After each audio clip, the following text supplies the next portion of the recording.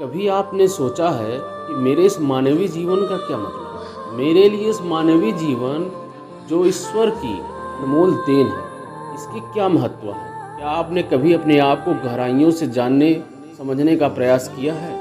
मानवीय तौर पर कहा जाए तो हम इस मानव जीवन को सिर्फ अपनी ज़रूरत को पूरा करते करते ही बिता देते हैं। एक मनुष्य के लिए उसकी ज़रूरत क्या है? रोटी, कपड़ा, मकान, बस यही ना? पर यह असल सत्य नहीं है।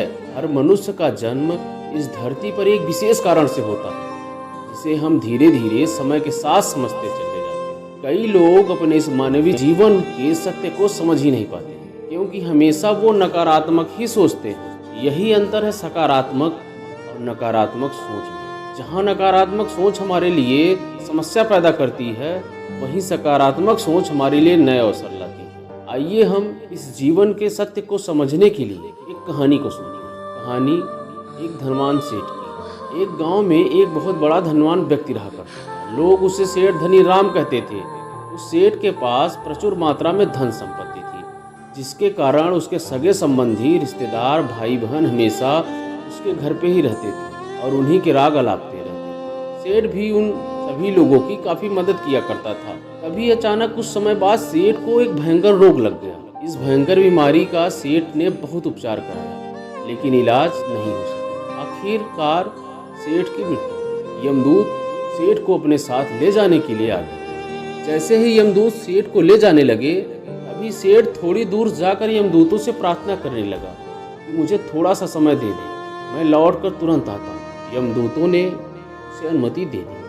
सेठ लौट कर आया और चारों ओर नजर घुमाई और वापस यमदूत के पास आकर बोला, शीघ्र चलिए। यमदूत उसे इस प्रकार अपने साथ चलने के लिए देख तैयार चकित रह गए और सेठ से इसका कारण पूछा। सेठ ने निराशा भरे स्वर में कहा, मैंने हेरा फेरी करके अपार धन एकत्रित किया, लोगों को खूब खिलाया पिलाया, उनकी बहुत मदद की। सोचा था कि वो मेरा साथ कभी नहीं छोड़ेंगे।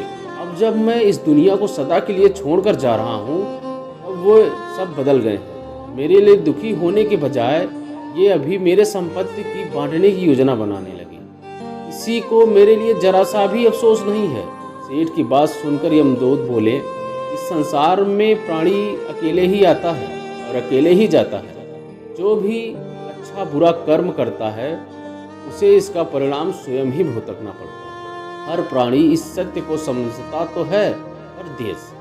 हम इस बात को भी जीवन में देख रहे हैं। लोग जीवन के सत्य को भूलकर मानव द्वारा बनाए गए जाल, जैसे लालच, रुपया, पैसा, बुराई इत्यादि के तले दब गए। इस जाल को आप जो भोजन ग्रहण करते हैं वह पेट में 4 घंटे रहता है, जो वस्त्र पहनते हैं वह 4 महीना, लेकिन जो आप ज्ञान हासिल करते हैं वह आपके अंतिम सांस तक आपका साथ रहता है और संस्कार बनकर आपकी अगली पीढ़ी तक पहुंच जाता है। ज्ञान का बीज कभी व्यर्थ नहीं जाता।